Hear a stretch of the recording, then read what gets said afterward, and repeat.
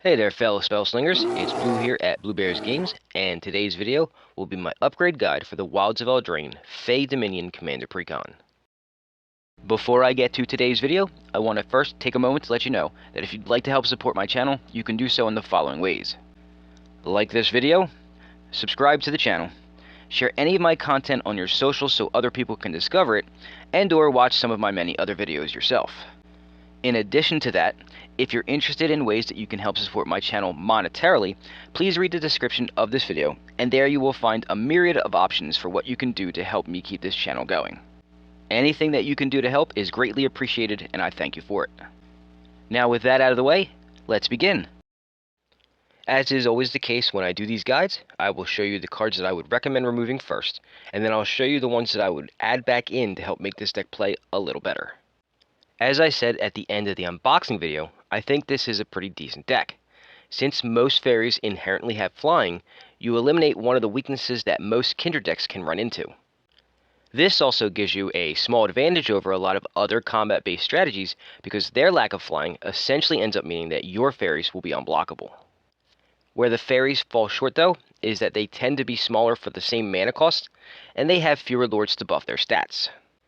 They did add one with Tegwell, mind you, but that's not nearly enough to contend with the likes of, say, elves or even goblins. Luckily, the color combination of black and blue makes up for that with removal and card draw. As far as the commander spot goes, there's something quite fun and unique going on here. You actually have 4 options right out of the box that could be used to helm this deck. Tegwell is a decent option, but you also have Alayla, Obira, and Una that you can choose from as well. Each of them has their own way to build around, and outside of Una, they all still require a fairy kindred build to really work, so honestly, who you use will depend on whose abilities you prefer. Me personally, I like Obira the most, which is why I'll be making a $40 budget build to sell on the Blueberries Games Facebook page in the very near future. Now, I will begin this guide by showing you the cards that I would remove to make room for what I believe would be better options with Tegwell as the commander. I would remove 2 islands, 2 swamps, Darkwater Catacombs, Temple of Deceit, Exotic Orchard, Temple of the False God, Dimir Signet, Nightvale Sprite, Shadow Puppeteers, Nettling Nuisance, Reality Shift, Snap, Runaway Together, Repulse, Reckless Spite, Thrilling Encore, Arcane Denial, Spell Stutter, and Theoretical Duplication. Normally, I don't mess with the lands as much, but there are some really nice lands that can be used in a deck like this, and I'm actually surprised they weren't already in the box. Additionally, the removal that they chose to use was more temporary removal rather than actual removal, and I find that odd given that this deck has access to black, so I will fix that in just a bit. As for the other cards, they are just subpar or overcosted for what they do, so I removed them to make room for what I believe are cheaper and better options overall. That was 21 cards in total that I have recommended removing, so now it's time to fill those spots. What I'm about to show you are 21 cards that I believe will strengthen the Fairies theme while helping you do what these 2 colors do best. I'll start by showing you the 3 lands that really should have been in the deck to begin with. They are Secluded Courtyard, Unclaimed Territory, and Reliquary Tower. The Courtyard and Territory enter untapped and requires you to choose a creature type, which will obviously be fairies. They both tap for colorless, or they tap for mana of any color that can only be used to cast spells of the chosen type, or in the case of Courtyard, to activate abilities of the chosen type. I find that these 2 are way more useful in a Kindred deck than a Temple or a Filter land, and will say again that I can't believe they weren't already included in the box to start. As for the Reliquary Tower, I believe it's necessary due to all the repeatable card draw that I will be adding in just a little bit. The lone mana rock that I'll recommend, Thought Vessel, is for the same reason as the Reliquary Tower. Trust me, you'll thank me later if you make all the changes that I recommend in this guide. Moving on to the creatures, I have 7 that I will recommend. There were more, but there's only so much room that I can make for upgrades. I'll start this section off by recommending Metallic Mimic. I stated earlier that a slight weakness to this creature type is the lack of lords that buff them, so I turned to an artifact that can be a lord for any creature type. The difference here, though, is that it won't immediately buff existing creatures on the board, but it will buff future ones and continue to do so even if it's no longer on the board. Next up is Spell Stutter Sprite. This will replace Spell Stutter with the OG version that leaves you with a permanent that can now do damage instead of just going to the graveyard. Then I would add Fairy Mastermind. A 2/1 flyer with flash for 2 is already pretty good, but then it has 2 abilities tacked on top of that draw you cards. This is what you get when you allow players to create cards for the game. The 4th creature that I'll recommend is Fairy Harbinger. It's basically just a worldly tutor tacked onto a blue 2/2 flying fairy body. There's enough card draw built into this deck that you shouldn't have an issue with getting that card into your hand almost immediately. Creature number 5 that I'll recommend is Fairy Artisans. This is just a fun card to use because you never know what you're going to get. It could be a copy of somebody's commander, it could be a Blightsteel Colossus, or it could just be some random vanilla 1/1. Either way, you get something for free. I also have a sack outlet that I'll recommend adding in just a little bit that will make use of the token before you have to exile it, so it's actually more than just a fun little card to add as well. Creature number 6 that I'll recommend is Likeness Looter. The card draw is nice, but that last ability is what you really want this for. Creatures die a lot in this game, and sometimes you really need one of them on the board to take over a game. So this will give you a second chance to gain access to what that creature does if it happens to be in your graveyard. And the 7th and final creature in this section that I'll recommend is called Talion the Kindly Lord. This is a neat but tricky card to use because there is no tried and true best number that you can choose to make it work more efficiently than another. Either way though, you're going to draw some cards from this, provided it's allowed to stay on the board.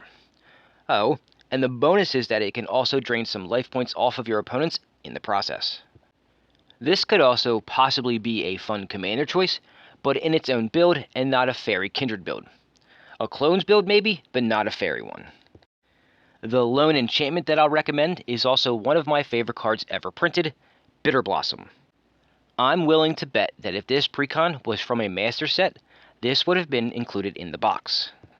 This is a staple for all Fairy Kindred builds no matter what the format, and in my opinion, is now monetarily cheap enough that it should have been included in this one. The 2 artifacts I'll recommend adding deal with Kindred builds but in slightly different ways. They are Herald's Horn and Vanquisher's Banner. Both of them require you to choose a creature type, but what they do with that creature type varies slightly. The Horn reduces the cost of spells of that type that you've chosen by 1 generic mana, and then during your upkeep may allow you to put an extra card in your hand if a condition is met, while the Banner is a static buff for the chosen creature type, and allows you to draw a card when you cast a card of that chosen type. Both of these have a way of getting cards into your hand, which is the main reason for recommending both of these over other artifacts that deal with Kindred builds. The final section of cards that I'll go over before showing you a neat combo is the Instants and Sorcery section. There are 5 that I've found that I believe would be pure upgrades for this deck. First up is good old Counterspell. Simply put, this will replace Arcane Denial. Don't get me wrong, I've loved Arcane Denial for many years, but I just don't want to give my opponent any cards unless it's in a Nekusar style build. The next card that I'll recommend for this section is Feed the Swarm. This will be the only enchantment removal in the deck that you will have, so use it wisely. Card number 3 for this section is Fell the Profane. I actually shorted this deck of land because of this and one other card that I'm about to show you. This is what they call a Modal Double Face card, or MDFC for short. You can play it as either the front side, which is creature or planeswalker removal, or as a land, but once you choose, that's it unless you have a way to return the card back to your hand. I like the versatility of this card, and if it was monetarily cheaper, I would go out and buy a bunch of them to include in my budget builds. Card number 4 for this section is Drown in the Loch. This card showcases some of each color's strongest traits. It can either counter a spell, or be used as targeted creature removal. It is limited by what's in your opponent's graveyard, but I like that it's 2 effects on 1 card, which saves some space for other things in your deck. And the final card that I want to recommend before going over the combo is a card called Waterlogged Teachings. This is another MDFC that can be played as either a spell or a land. The spell side is a tutor for either an instant card or a card with flash, which if you didn't notice, there are quite a few cards with flash in this deck. The land side is actually a dual land, which is a newer thing for MDFCs. It enters tapped unfortunately, but if you need access to both colors, this helps in a pinch. This card seems uniquely qualified to be an auto-include in this deck specifically, and I want to try it out in other builds, so I recently ordered a few so I can mess around with it a little more. The budget Rona deck that I make and sell comes to mind when I think of other perfect fits. The combo I want to show you is where things get interesting. It all revolves around Spark Double. Spark Double is the king of all clones, because not only can it copy a creature you control, but it can also copy a walker if you want, and no matter what it copies, it will be a better version. What I mean by that is it comes into play with an additional counter to start, which is key for what I'm about to show you. The box came with 2 fairies that have a very cool interaction with Spark Double, as long as you have one other piece. The 2 fairies are Puppeteer Click and Glen Elendra Archmage. Both of them have an ability called Persist, which says that if this creature dies, if it didn't have a -1/-1 counter on it, return it to play immediately. The rules of the game say that -1/-1 and +1/+1 counters on the same creature cancel each other out and fall off. Since Spark Double enters with a +1/+1 counter on it if it enters as a creature, copying either of the 2 creatures with Persist means that whenever it dies, it will just return itself back to the battlefield every time. That's where the final part of this whole combo comes together, the sack outlet. Whatever you choose has to be a free sack for benefit, and will have different effects depending on which one you choose. The 3 most useful choices are Altar of Dementia, Ashnod's Altar, and Phyrexian Altar. Altar of Dementia pairs better with Puppeteer Click because it fills your opponent's graveyard with potential targets to reanimate, while the other 2 pair well with Glen Elendra to create infinite mana. The only slight issue with the infinite mana route is that you may need to make additional room for some sort of mana sink. You can choose to go with either combo or both, but for the purposes of this guide, I will recommend going with the Altar of Dementia for space reasons. If you need any of that explained further, please go ahead and ask me in the comments or message me on the Blue Bears Games Facebook page, and I will be more than happy to elaborate further for you.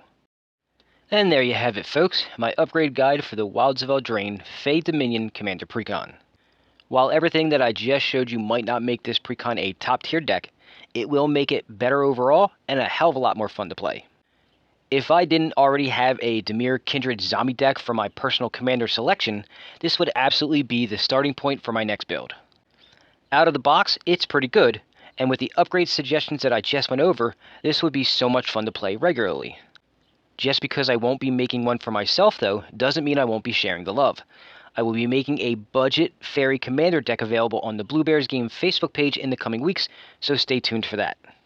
I understand that this deck does exist, but supply will run out eventually, and mine will vary slightly as I'll be using a different commander. Well, folks, that's all I've got for you today. Thanks for watching, and if you're looking for more stuff to watch, please browse my playlists, as I'm sure you'll find a lot more of my videos that you'll like. Don't forget to smash that like button and subscribe to the channel so you can be notified every Friday when I release new content. Have a nice day, and I hope to see you real soon.